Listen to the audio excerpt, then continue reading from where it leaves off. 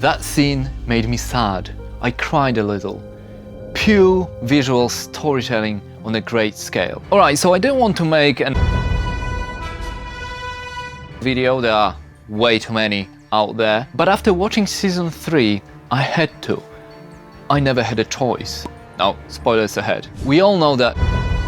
Okay, we can stop doing that. It's the best superhero show on the telly at the moment, and I think that season 3 solidifies that as we delve into moral dilemmas and character development even more. Episode 3 of season 3 opens with a classic silent 7-minute montage on a couple just trying to live their lives, have a job, pay rent, and spend time together. But like many of us, they get knocked down and struggle to get out of that hole. The difference is they have superpowers. And when they turn to crime, they are just one of many villains that Invincible fights daily. But in the opening, we learn about the motivation behind their actions. And from the comments on Reddit and YouTube, we can see I'm not the only one who appreciated that point of view.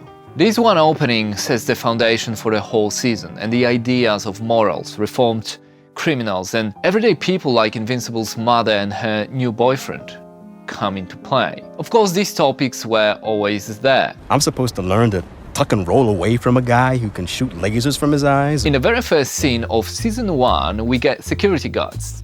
They're just background characters discussing the pointlessness of superhero evasion training. Sucks to be you. We even get to see one of them again at the start of episode 2. Titan spares a man after seeing a picture of him and his daughter.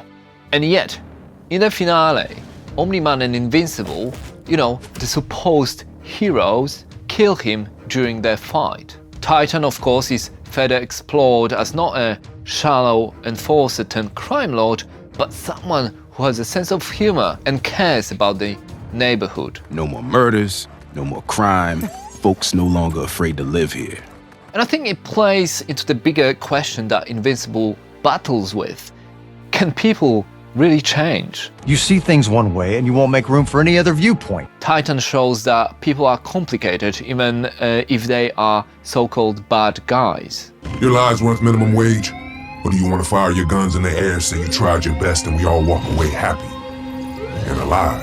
Maulers are another great example. Yes, they're villains, but because of them, Rudy's mind was duplicated into a cloned body. And we get to learn their funny side. They don't just go killing everybody. Sorry, Pete. They are not paper-thin, Marvel-like villains. So when they die, it's a harrowing scene. And not a simple case of they had it coming, especially how they died.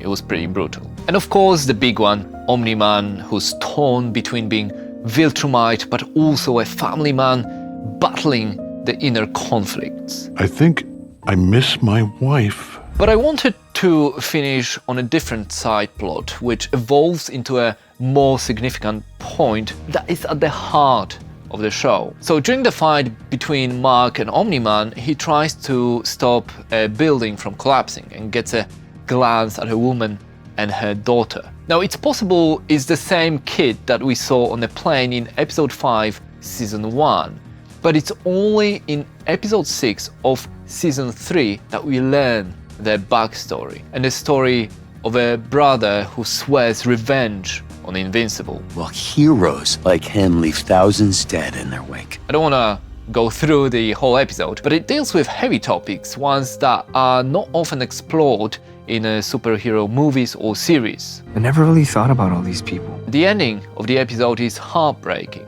When I watch